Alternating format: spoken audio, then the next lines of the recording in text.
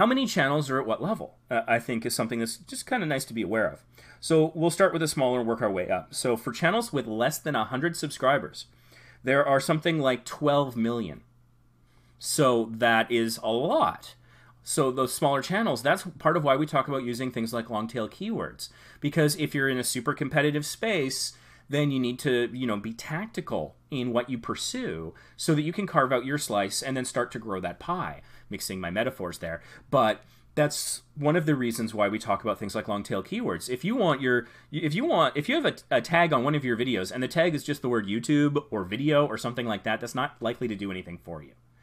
Because that word is so competitive, and also, it's not very specific. So smaller channels often succeed by niching down, is the expression. You find your niche, but then you get narrower and narrower and narrower, and then it's sort of like micro-targeting, which I know they talk about in politics sometimes.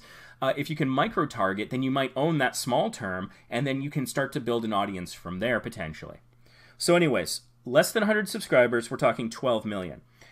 So between 100 and 1,000 subscribers, the channel I'm on right now is currently there, 11 million channels. So between 100 and 1,000 subscribers, 11 million channels live in that space. Now, for those of you who've been monetized, we're getting to you probably. So between 1 and 10,000 subscribers is 3 million. So, that is a much narrower competition, but we're still talking millions of channels. It's insane if you think about it. So then you want to think about people above 10,000 subscribers. That is 500,000, 500,000 channels above 10,000 subscribers. And then when you want to talk above 100,000 subscribers, you've got about 80,000 channels. And the information that I've seen, and it's different for everyone, if you were to look at YouTube as a business or a career, it's different for everyone. But generally speaking, the number that I've seen is sort of like a magic number to consider quitting your day job is around 200,000. So that's just something interesting to consider. It is a slog. It is hard work. The odds are against you. I don't want to be discouraging or demoralizing to anyone, but I also wanted to have a little bit of a reality check that is kind of the competition you're up against. And so that's worth being aware of, because it can adjust your expectations accordingly. Because some people are like, well, I created a channel 5 days ago. I uploaded a video. Why don't I have 1,000 subscribers yet? And I mean, I don't necessarily mean to mock those people, because it is a lack of information. It's not like they're stupid or something. It's just maybe they're not aware of these numbers. And so I think wherever you're at, every now and then it's good to glance at this sort of stuff and be like, okay, so my Vacation Impossible channel, is in that range of having about 3 million channels of similar size. And this channel I'm on right now has like 11 million of a similar size. Very crowded marketplace, which means you need every advantage you can have to gain a foothold, if you will. That was just a little bit about the competition that we all face as YouTubers and understanding sort of what level that we're at and the competition at our level.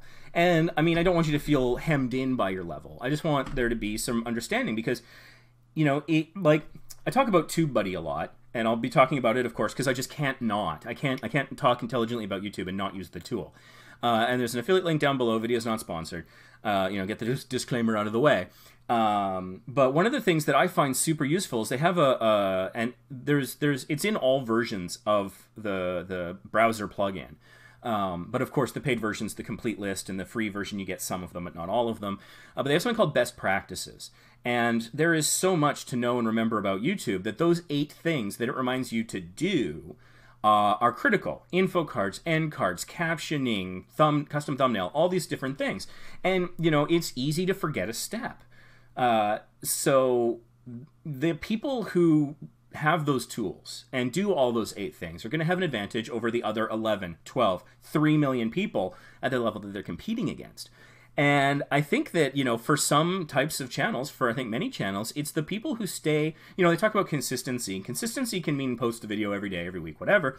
But consistency means something else. I think it is maybe it's more resilience is what I'm thinking of, because there's staying power. And so, I mean, I've been on the platform since 2006. I uploaded my first video since 2008. I was an idiot back then about how I managed it. I can be critical in that way about myself. And harsh on myself that way. I think we're all our worst critics, generally speaking, especially when the camera's off. But I've learned a lot over that time, and I'm still learning things.